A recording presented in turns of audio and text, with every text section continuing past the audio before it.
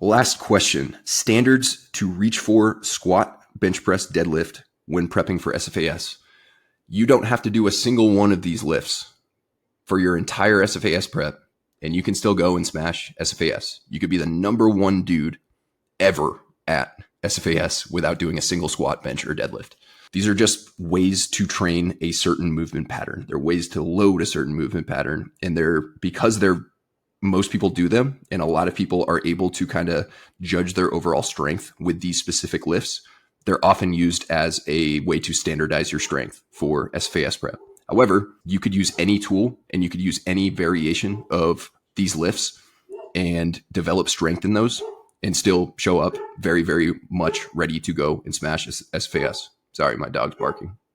Additionally, a lot of people overemphasize the importance of being super duper strong in really any main like powerlift style movement or barbell style movement for SFAS. You definitely should be strong. You want to be strong, but you want your strength to be specific to what the demands are at selection. Not once at selection are you going to squat with a bar on your back or really do any sort of squat. You might get smoked a little bit and do some ruck squats or something similar, but it's not going to be an actual squat. So your actual squat doesn't matter. There's no specificity component to squatting for selection with a barbell. You're not going to actually have to do a barbell deadlift at selection. You're not going to have to do a barbell bench press at selection. So you want to be focused on gaining strength in the specific things you'll do at selection, like carrying a ruck. Coincidentally, squatting and deadlifting can help you with the ability to withstand carrying your ruck around for hours and hours a day. You also want to be really good at carrying things in your hands as well as on your back. And coincidentally, squatting and deadlifting can enhance your ability to do that. However, you can do squats in many, many different ways. You can do barbell squats with a bar on your back. You can do high bar, low bar. You can do front squats. You can do safety bar squats. You can do hack squats, pendulum squats, leg press, single leg squats. And I would consider going back to an earlier question and using the criteria I mentioned. I think it was maybe the first question about Ranger School, and using that criteria to choose your movements for your squat. Same with deadlifts. You can do barbell deadlifts. You can do hex bar deadlifts. You can do Romanian deadlifts. You can do dumbbell Romanian deadlifts. You can do hex bar Romanian deadlifts. You can do Romanian deadlifts on a belt squat. You can do single leg deadlifts. You can do stiff legged deadlifts. Lots and lots of different variations that aren't the actual deadlift that will still improve your ability to do the hinge movement, as well as your glute strength and your hamstring strength and your lower back strength and your upper back strength, which are all things that the actual deadlift kind of emphasizes. Bench press. Same thing. You can do dumbbell bench. You can do deficit push-ups. You can do dips. You can do machine press. God forbid. You can use a Smith machine for any of these, really.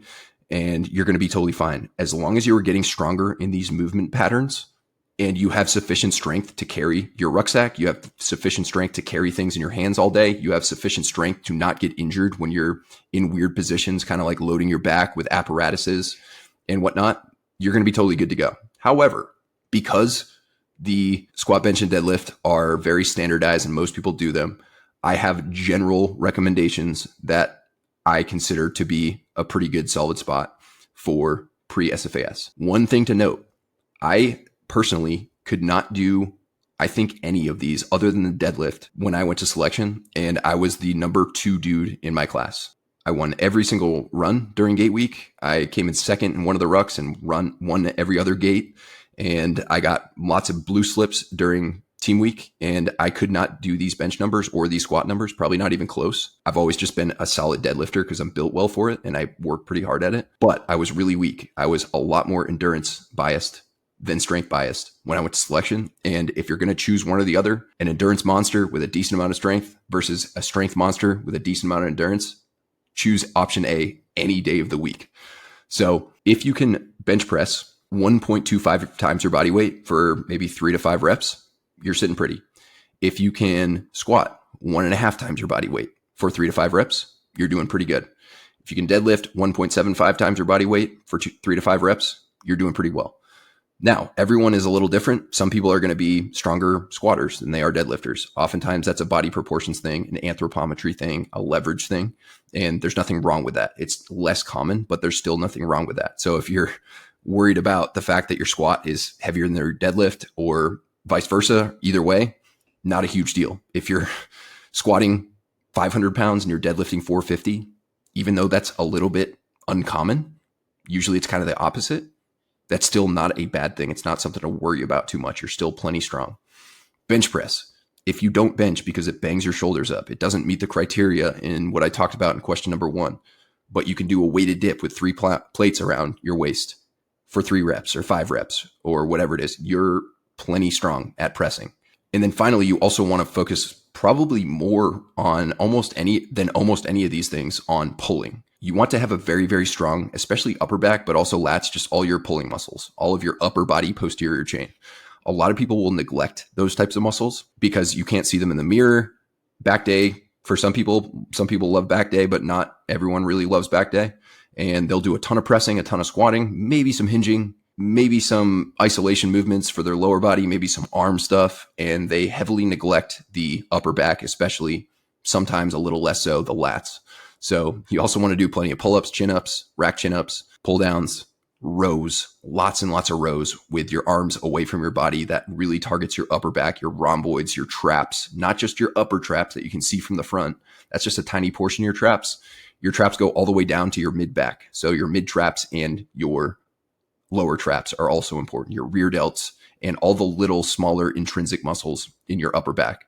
So make sure you're doing plenty of rows for most people because they have a history of doing way more pressing than pulling. I would recommend doing at least 2-to-1 pulling to pushing, especially for selection prep. You're going to really want a good, beefy, strong upper back, especially because that's where your ruck sits.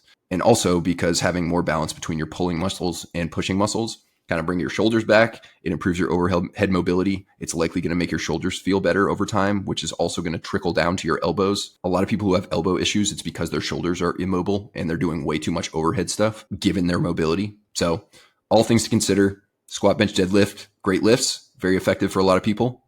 Plenty of people should and can do them, but not everyone has to. And if they don't work well for you, or if you have better options, and you feel better that way, and you're still able to develop strength in your squat, in your hinge, in your push, in your pull, then you can choose really any exercises you want.